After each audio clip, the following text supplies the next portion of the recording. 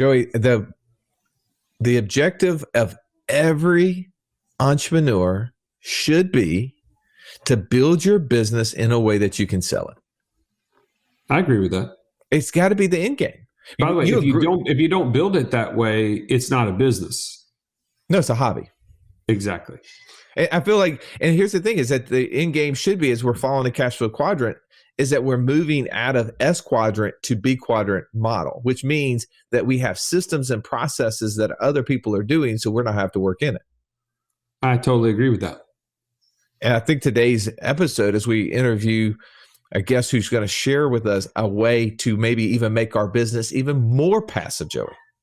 Yeah, I love this idea. Tom DuFore shares with us how to franchise your business, how to take your active business and to start getting brand ambassadors all over the country for your business, and to just get all the benefits that come with that. He gets into the royalties, into the market share, into boots on the ground, all the things like that are maybe potentially challenges for your current business.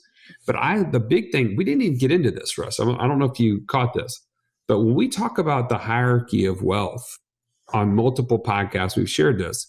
The first place people should invest after they've built their basis, right? The place where their cash resides, which we know is infinite banking. The next place they should invest in is where? It's where they control, which is themselves. Your own business, right? You and your own business is the best place to invest. And why not take something you know so well and start selling pieces of that out there to where you can then create passive income back? Well, here's the thing. You may not want to franchise your business. Maybe you don't even think that that's possible because, I don't know about for you, I don't know anybody that's ever franchised their business. So it's not something that's just readily available to us. It's not like we have an example typically of someone in our sphere that has done it. But here's what I think that you will take away from this episode is that if you are thinking about your business in a way that you could franchise it, you would design it in such a way that would make it so passive that you would get extreme benefit out of it. That when you do sell it, whether it be in a franchise model like this or just to a third party, they would be able to buy a process, something that is running so smooth that doesn't require you. And the beauty of that is that you get to spend more time on vacations. You get to spend more time doing the things that you want to while still potentially having an operating business, because operating businesses are the best way to grow wealth, as we know, because they're the thing that can grow exponentially year over year as compared to potentially investing. So we want to share with you a new idea, something that we, in almost 300 episodes, we've not talked about, which is, can we take our own business and invest it? And I even took it one more step, Joey. As you know, I had to just get some free advice. I had to just start letting Tom use us as a guinea pig. And we had him ask us questions on one of our 4 companies, just so that way it would hopefully help you understand what would it take for you to do this. So let's don't take any more time. Let's jump into this episode with Tom DuFore.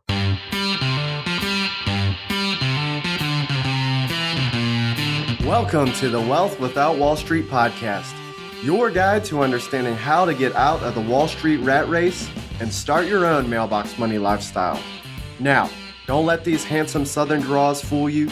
These financial minds are teaching our country to enhance savings, increase cash flow, and create passive income, all without the help of Wall Street.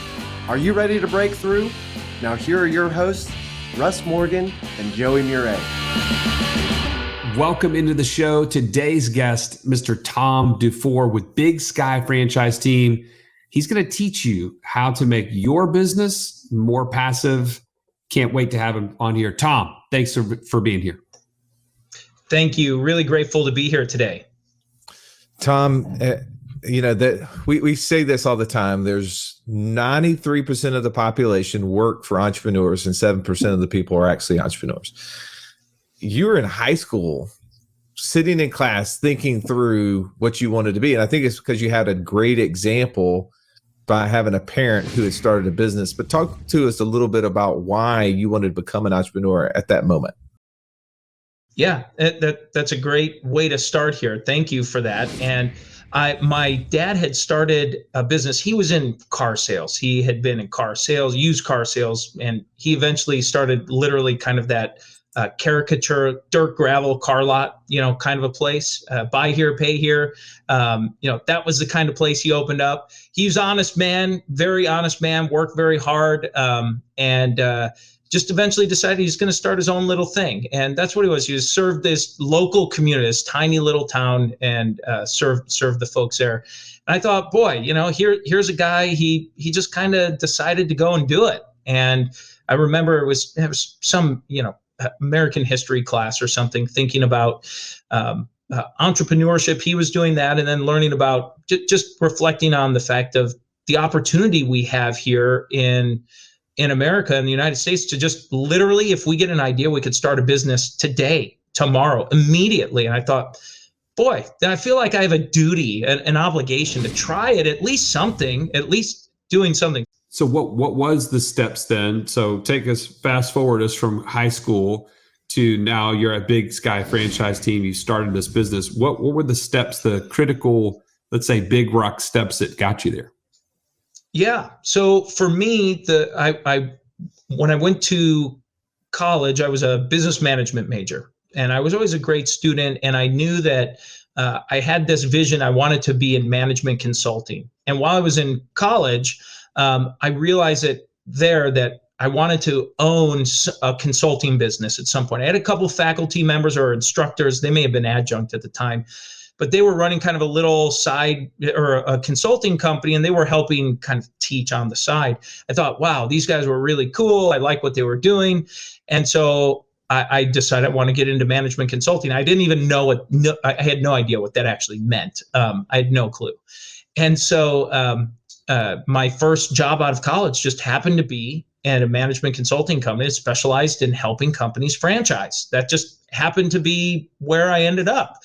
And so I fell in love with the franchising business because it it did marry these great ideas of working with an entrepreneur.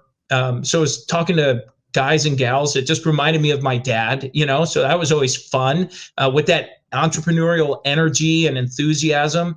And then you're helping franchise a successful business that then they can go and allow someone else to get into entrepreneurship and franchising.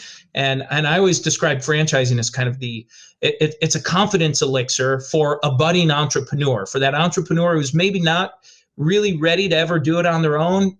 Franchising is like a confidence elixir for them.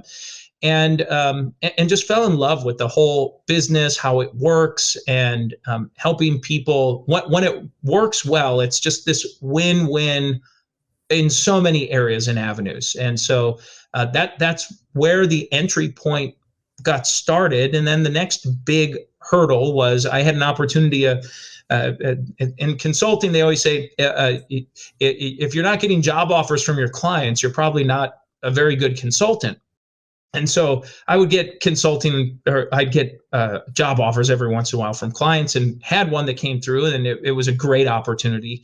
And so I took that to go work in of all things, in facilities maintenance for commercial paving and roofing, and was in charge of sales and marketing for a regional business was growing. It's about 125 million in revenue or so. We grew it, added about 60 million to the top line in 2 years. And great business, learned a lot while I was there, but I knew I would never own that company. And so I decided, well, maybe it's time now for me to start looking back to get into maybe starting my own business at this point. And at that point, I had an old colleague reach out to me, and he said, hey, I'm looking for a partner. You want to, join up with me? And so I said, yeah, that sounds great.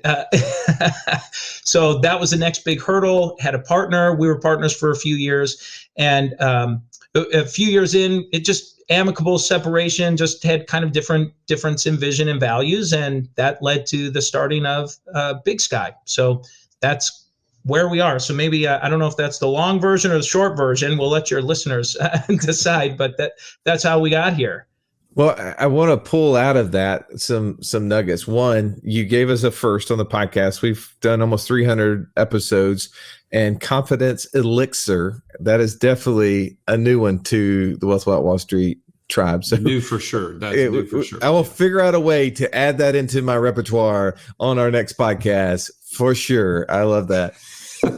But one of the things that I want to ask, right? So the concept of franchising a business, right? Like helping a budding entrepreneur who wants to either buy into a franchise, start buy an existing one or take an existing business and become a franchise. I think like for me, like I want to help our audience kind of decide between the two, right? So we had recently Kim Daly. a guest, Kim Daly, a guest on our podcast, talk about buying an existing franchise as compared to taking an existing business and making one. So what makes a good business for that? Like what's a good franchise type business in your eyes? You see somebody, what makes a good one? Yeah, great question. And when we start looking at the viability of franchising, should you franchise your business? How do you know if you're ready? We try to keep it really simple with 3 pieces or components that we look at. The first one is, do you have a profitable prototype? So do you have an operating business? Is it profitable? Is it working? Okay, that's good. Number 1. Number 2, do you have a customer base on a national basis? At minimum, we're looking for a regional, because if you're going to franchise, you want it to have enough room to grow that it's worth your while to actually do it. Ideally international, you never know where you might end up taking the business. And then the third piece is, can you teach someone how to run your business? And if it's a specialty business, then we would assume your prospective candidate would have that specialty knowledge or skill coming into it, and you're teaching them how to run your business. So those are the 3 key elements, and they're more of those we can break some more of those down for a technical answer, but from a high level, if it's a profitable prototype, number 1, number 2, you have a customer base on a national basis, and then number 3, you can teach someone how to do it. So let me ask this: do those fall more consistently in one type of industry for you, or are they across the board, or like what would you say? We have a really broad cross-section of industries. Most people, when they think of franchising, they think of food service. That's a classic. Hotel and lodging, fitness, gyms, salons. Those are the categories a lot of people think about when they think of franchising. But I have things as diverse as clients that are franchising home building, home construction franchises. Clients that are doing oil refinement, mobile oil refinement. I have veterinarian clients, weight loss clinics, or to pet sitting franchises. Just to kind of give you a really broad cross section, and all of those are folks. I mean, they're top of mind because they've been top of mind in the last few weeks that I've either spoken with them or interacted with them. So tell me about the train wreck, because I didn't know in your years of doing this, you've tried to make a business a franchise and you saw it to be a complete disaster. I got to get our audience laughing a little bit through this process. And then secondly, I want to follow up on this because I feel like the Wealth Without Wall Street brand meets some of these models. Profitable depends on how much money the stallion spends. It's definitely greater than regional. We have international audience, and can you teach them how to do it? That's to be learned. Like we're gonna have somebody that's gonna have to help us with that. So I want to get some free advice. I want to talk about that, but first, like, give me the train wreck. Tell me the example of the business that you guys tried to do it with, and you don't have to use the name, but give me the industry. Give me something they were doing. I would say the most common train wreck for the clients that we work with in terms of franchising just not working is for the busy entrepreneur that commits the money to going through the process, but they don't commit the time.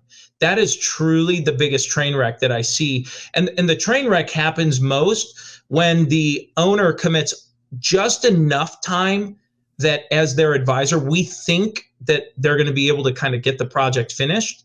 And they commit just enough time that they think they've committed enough time to give it a real go. And they really haven't. It really comes down to that owner, the founder or some key stakeholder in the business. It's going to drive that process, and that's the most difficult part, is getting the time. And it's not a lot of time, but just enough time so that there's attention being paid to it. So that doesn't, oh yeah, go ahead. So just not to cut you off, but how much time are we talking about? Is it a scale from like, this one won't need as much, or is it kind of like all businesses need X amount of time to begin with? Most of our clients, when they go through the process, you hire a reputable consultant to help you through this process. They're going to do most of the heavy lifting for you, but you still need to have time involved. I tell our clients to budget 1 to 2 hours every week. The issue is not the 1 to 2 hours. It's that it's usually not a consistent 1 to 2 hours. It's maybe 3 or 4 weeks where there's no time needed. And then you have a couple weeks in a row where it requires you to review drafts or documents or get feedback or be available for phone calls. And that requires maybe 4 hours or 6 hours a week, kind of a thing. Gotcha. Okay. Keep going on your train wreck story. I didn't mean to cut you off, but so the time is an issue. Anything else that you've seen that just did not work? Yeah, the other big issue is once you get past that time and now the client goes through, you're franchising your business. Say, all right, here we go. The train wreck that happens at some point for most new franchisors is most business owners, myself included, I do not rule myself out of this list.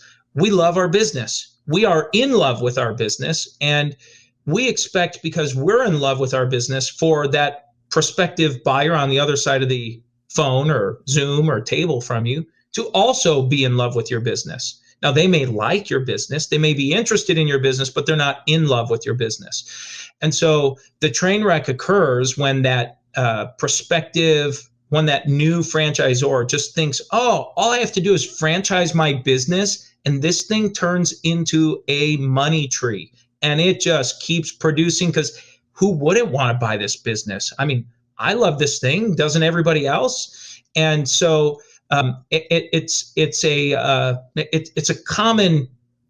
I've seen that happen enough that it happens regularly enough where they lose sight of or lose perspective, I guess, of recognizing that someone else who's never met you, maybe found you from an internet ad. They're just exploring this. This is like maybe a lot of your audience, who's the one the lady was on talking about buying a franchise. They might just be inquiring for an investment. They don't care if they love it or not. They just, do I like the industry? Do I think I can get a return? Do I think I maybe my brother's or my sister's going to run the franchise for me and it's right in their wheelhouse? So it's coming to grips with that. Russ, I remember my dad specifically say to me, Joey, you gotta go to college. I don't want you to end up like me. And you know what my dad was saying is, in order for things to change, things have to change. You can't end up just like me. Well, I mean, we as parents, sometimes we take on the burden thinking about our kids and how we want something better for them. And we want to know, what will their future look like if I don't take action, if I don't do something different? See, in my house, I'm the role model. You're your kid's role model. And the buck stops with you. It's time to take action. If you're ready to take action, join us at wealthwithoutwallstreet.com/passport and get started on your own journey to financial freedom. All right, let's jump back into this episode. No, I think that's important. And I'm ready to get some free advice, Tom. You ready to give it? Let's do it. I'm ready. Okay. Always ready. So I come into this super interested in trying to learn. And as always, I'm willing to be the guinea pig. And Joey and I, we do this every single month by just showing all our cards of what we're doing. So I want to ask, kind of from a potential perspective, franchise. Like for us, here's my initial question. Like, does Wealth Without Wall Street and what we do is, we have multiple parts of our business. We're an information company. We have a mastermind business. We have an insurance company, and we have an investment company. Does any of those businesses have potential to be franchised? The short answer is yes. And the ones that stand out to me would be your mastermind. Depending on the investment and what you're investing in and how you want that, how that's structured, that could be considered. And then on the insurance side, if you're for insurance distribution, if you're just looking for maybe sales agents, franchising for a sales agent model is very common to franchise sales territories in the franchise community where you're fulfilling maybe a back end. So I would see any of those working.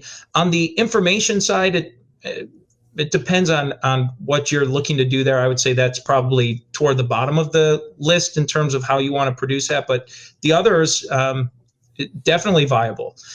For example, with your mastermind, it's something where if you want other people leading mastermind groups, you would be able to franchise a mastermind group, someone else and then you would train them. You would train that person how to facilitate, how to recruit members, how to manage it. And you probably have systems, I would imagine, on the back end for managing subscriptions, membership, renewals, all of that kind of stuff that they would either get their own subscription to underneath of yours or tap into what you're doing. And then there may be some requirement in terms of experience. Maybe they have to have gone through your program. Maybe they have to have had, hit a certain level of Wealth Without Wall Street themselves personally to have credibility. So you may put that as a qualifier in order to do that. And it may be for your audience who's looking to say, well, boy, I've been following these guys for a while. I followed the program. I love what they're doing. I want to get involved. I want to be a part of this journey and spread this message to others to help facilitate, teach, learn, and do it in my community.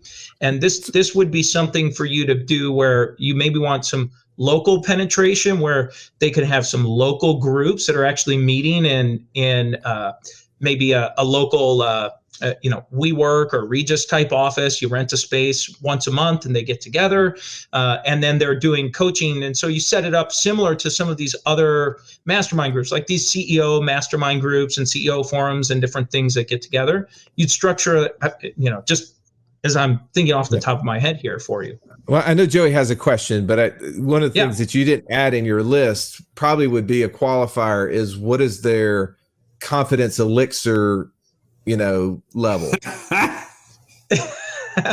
He's such a quick study, Tom. He has to put it. He has to include it immediately. So, yeah. Well, for your business in particular, it's a professional service, and professional service oftentimes has a slightly different angle on it.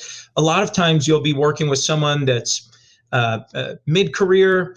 They've probably had some management position for a while. This is kind of a typical structure for a franchisee, is someone who's around late 40s, early 50s. They've had a corporate job for a while, and they're ready to just do something on their own, and they're trying to figure it out. And usually they're looking for an interest. What are they interested in? And they're trying to find something. And so for you, for your audience, someone who's interested in personal financial management, budgeting, wealth building, anything like that. This could give them a career to say, boy, I love doing this. I'm the go-to guy or gal at my church, at my local, with all the local parents where I'm coaching my kids' teams or whatever they're doing. And this could be something that maybe they could start in, you could pitch it as, look, don't quit your day job yet. You can start this nights and weekends, or kind of just start building a little portfolio of clients to get this going. And the value add for you guys is you've got the podcast. You've got lots of people following that are a part of this. You can grow the community on a local level and connect locally with people that the two of you you can't meet everyone. You can't be everywhere. But if you can get these little pins on the map all over the place, that's kind of a thing in franchising, pins on the map. Where are they going to go? More people wearing the shirts and your hats and carrying around your mugs and such, and building, starting to build this whole community. So, all right. So you're selling us on it. Hey, by the way, you get everywhere with us with flattery. Love it. All right. Now put on your asking hat though. Cause I know as every salesperson, at the end of the day, we have to be able to meet the expectations. Right. And sometimes there's just not everybody's a good fit for us. Right. So I want you to start questioning us as you would any potential business owner who's thinking about franchising. What are those questions that we need to be considering? And because I feel like the person listening right now is trying to decide for themselves if they have a business, if this is something that would be a good franchise. I want them to hear the questions that you would ask them maybe in an initial interview. Yeah, absolutely. Well, there are two key driving questions. The first is, how much is it going to cost for a franchisee or someone who, if they were to open this business, is there an estimate about how much it would cost for them to get started, to start the business up, and taking into consideration maybe some working capital, a marketing budget, different things that they would need to get going? Do you have a ballpark on what that might cost? All right. So we're going to talk about the masterminding groups. Yes. Okay. Yeah. So from that perspective, I mean, they need probably a budget for an assistant, somebody who's going to help execute on all the follow through, right? So let's just say that's $50,000-$60,000. And marketing wise, would they not be piggybacking off the mothership to market into their industry, or would they be trying to do their own marketing in their own niche of the world? Well, the way franchising works is certainly they would be able to piggyback off of what you're doing and utilize that as an asset. However, as a franchisee, they are their own independent operator. And so they're going to they would need to be recruiting on their own. And maybe it's through existing members or part of your community. Maybe it's through networking on LinkedIn. Maybe it's going to the local BNI chapter. I don't know the best course right now and how that would work. Yeah, so this is hard for me in this because Joey and I would say, in everything that we do, podcasting has been the way that we've grown an audience. Is how we've grown experience. But yet that's why we have a international audience instead of a local audience, right? So Joey, how would you answer that for somebody who's just going to try to grow a local business? Well, so I guess I would just need to be clear on this would be a franchise of the Passive Income Mastermind. So they have their own regional location that this would be the meetups and all that kind of thing. Because right now. Yeah. So for instance, let me throw this out there because I think this is good for us to be talking through. So our mastermind currently, we have people all over the US that are members in it. But, one of the things that most people want from a mastermind is more connection, right? And there's lots of groups, Entrepreneurs Organization, EO, some of these other masterminds that get together and they have regional or local chapters, right? So that because they want to connect. Sometimes people just want to connect personally more. So Joey, to answer your question, it would be a local chapter because people want to connect locally. Maybe they are part of the national mastermind, but they want to have a local presence so that they could get together in person maybe once a month. Gotcha. Yeah, I guess in that case, you're asking the question about marketing dollars, like how much would they need to spend? Is that what you're saying? Yeah. I would think, it just depends on what outlets they would choose, but I would think it's probably, $25,000 a year that they would need to at least be considering for marketing Oh, Russ is saying way more than that. Okay, maybe 50. Let's just say 50. That would be my thought. Yeah. So starting a business like this, my ballpark usually for a model similar to yours, you're right in that window, somewhere around or under $100,000 in terms of total startup that they would need, and they're not going to invest that all immediately. It's going to be payment of a franchise fee and then spending that over time as they're launching the business, the first 6-12 months, and kind of getting things going as cash flow starts coming in. So then the second question is, okay, so we got an idea about how much they'd be looking to invest. And then the second piece is about how much money can they make doing this? Because we want to make sure if a franchisee is going to do this, are we selling? Most franchises tend to be, would provide a full-time business opportunity or full-time income for them. Other businesses, maybe this could be one, can be part-time. It's just kind of their kind of starting of a side hustle, or kind of that just crossing the initial threshold, 1 foot in, 1 foot out, as they're starting to build and grow their mastermind. Well, so I mean, it obviously depends on the fee. Let's just say they're paying $20,000. Every member's paying $20,000 a year. There's probably, $5,000 per member of hard costs that are existing. If you depend on scale, right? I mean, if you have 2 members, it's $35,000 of hard costs. It always goes to scale, right? So I think, depending on how big the chapter could be, if you had a 50-member mastermind paying $20,000 a year, I think there's probably a $300,000 to $500,000 profit margin in there. Yeah. Okay. So I mean that's extremely healthy and a great opportunity for someone to get into. And so then the next thing is, just from a high level, so it's very affordable to get into. It has a really strong income potential for someone to build up. The next piece then comes down to, for the two of you as the owners, do you really want to do this? Is this something that would be of interest in being a franchisor? Because it is a new business that you're getting into. You're in the business of, you have 3 jobs as a franchisor. You need to, number 1, sell franchises. Number 2, you need to train them. And then number 3, provide that ongoing support. It could be field support, marketing support, and so on. All right, so let's walk through that. So number 1, you said we need to sell franchises. So, I mean, Joey sucks at sales. I'm just going to tell you. So what, do you have a process that Joey can follow as a franchise company first? Absolutely. Yeah. We have a comprehensive franchise sales training workshop. We teach our clients how to sell, how to go through that process, comprehensive training book that comes with that.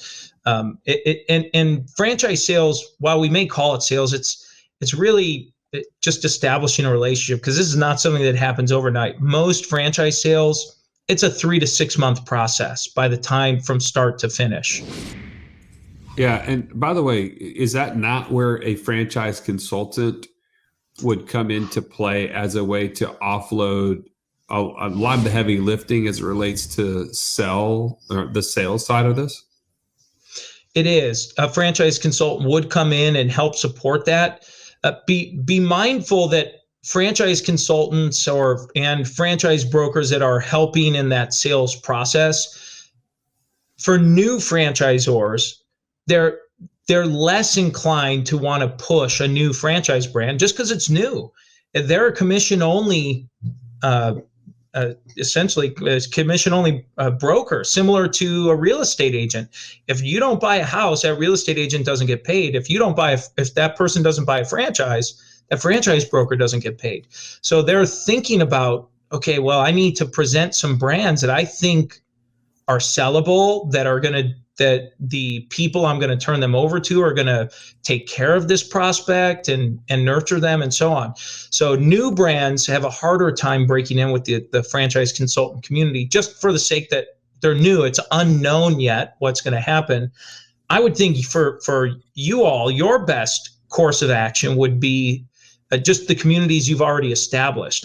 We recommend we break franchise lead generation into three buckets, let's call it 3 buckets. Bucket 1 is referrals, essentially, no cost, low cost. Friends, family, customers, vendors, suppliers, greater sphere of influence. Bucket 2 is paid ads, and bucket 3 are these franchise consultants and franchise brokers. And so like most businesses, the same is true in franchising, a referral has the highest closing rate, as you would expect. A referral is just, it's a great opportunity. So tapping into your existing community of folks that might be looking for that next venture, that next opportunity, they're at their financial freedom place or close to it, and you're part of the journey to get there.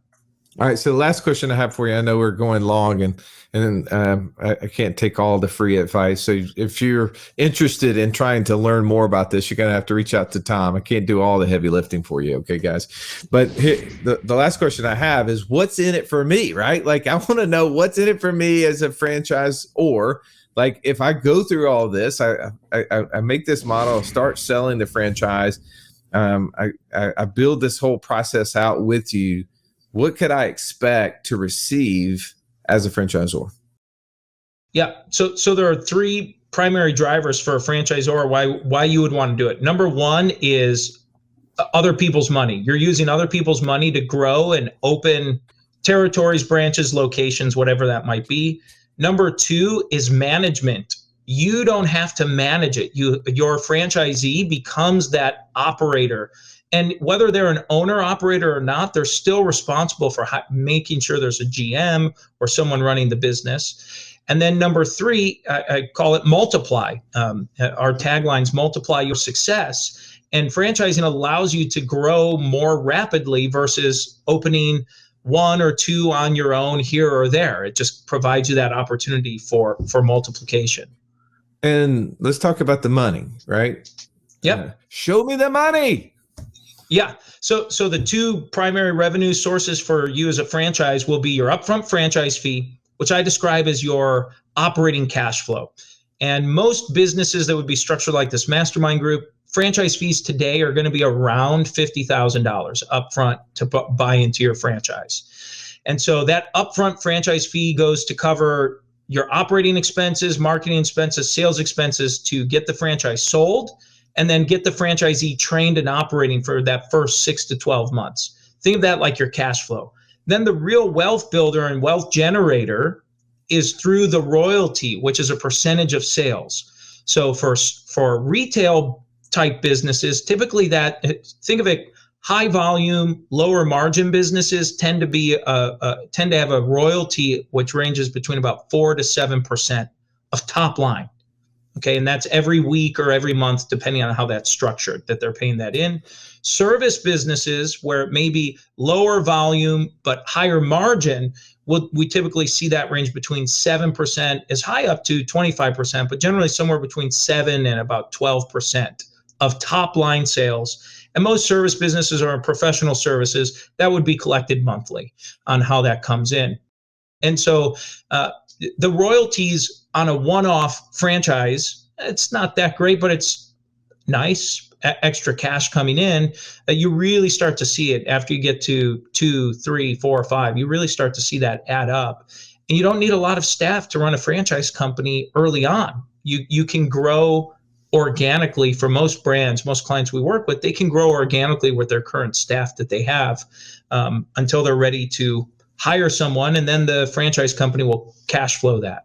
All right. So the last question I have, and I know we have to go, but it's just hit my brain, and you're probably thinking it too, is what if they're not performing and providing the level of service and product that we have, right? Because that's the hard part, right? As business owners, is to give up your baby. You've created it, you love on it.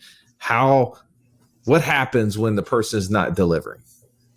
Yeah, great question.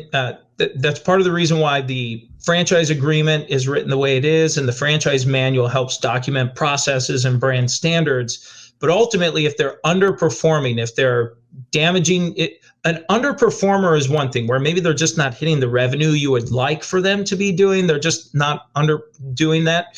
If performance is important, you can put performance clauses in the contract that say you must hit a certain threshold of revenue or pay a minimum royalty. You can do one or both, and that helps mitigate that to push someone to either perform or step away from the brand. And then if they're damaging your brand, if they're not performing up to standard, and this is the difference. One of the big differences between franchising and other business growth vehicles is franchising allows you to enforce those standards of operation for your brand, as well as quality standards. That's why when people think of going into, for example, a McDonald's or a fill in the blank franchise, one location to the next, the difference is very little. Versus if you go into a license, a business opportunity, or some other version, the difference from one location to another is a very wide spectrum versus much more narrow in franchising. So you retain the ability to enforce those standards. And if those standards aren't improved upon after giving opportunities to fix it or cure it, then it is grounds for termination out of the system. They can be removed out of the system. Man, I'll tell you what, Tom, I'm going to have to step in because if I don't, Russ is going to drain you of all this amazing knowledge and information. I so appreciate you walking us through the example of our own business, because what business owner right now, you're listening, you've been riding on the treadmill or running on the treadmill, riding down the street. And that's like me. I don't really run on the treadmill, so I don't even know what to call it. He said riding on it. That's his feet. That's it with it running between his legs, and he's just sitting on the edge of it. Yeah, good job. To this podcast, exactly. You own a business. You wonder, am I a good fit for this? Tom, how does somebody get in touch with you, and what would and you walk them through that process? Yeah, thank you. The best way is our website is bigskyfranchiseteam.com. I know it's a long one, or bigskyfranchise.com. And just submit a request to schedule an appointment with us. We offer free, no obligation consultation. We'll go through a process similar to this and help assess if franchising would be a viable fit or a good fit for you or not. Provide a proposal if it makes sense, and walk you through the process. As we tell all of our clients or prospective clients, there's no cost for anything until you say, let's do business, and we figure out a way to do it. Everything prior to that, happy to give advice, opinions, suggestions to help you make a decision from a more informed perspective if franchising would be a good fit for your company. Team, this is something to pay attention to. This is a way to take your current best asset, right? The thing that you can control the most, your business, the knowledge that you took to build this business, and then to create a passive way to increase your passive income. Like this is something that we had to talk about, because maybe you've heard us talk about all these other outlets and you're like, I don't know if I'm really into that or that, because you're so focused on your current business. This is the way to get to that passive income and the financial freedom that we've been talking about. Guys, if you found value in today's podcast, please rate, review, share it with others, other people, other business owners that may be on the same path that you are. And thanks as always for listening. And thank you, Tom, for being a part of this today. Thank you very much. This has been the Wealth Without Wall Street podcast. Don't forget to subscribe to the show to break free of the Wall Street mindset and begin building wealth on your own terms in places you understand, so that your wealth will never run dry. See you next episode.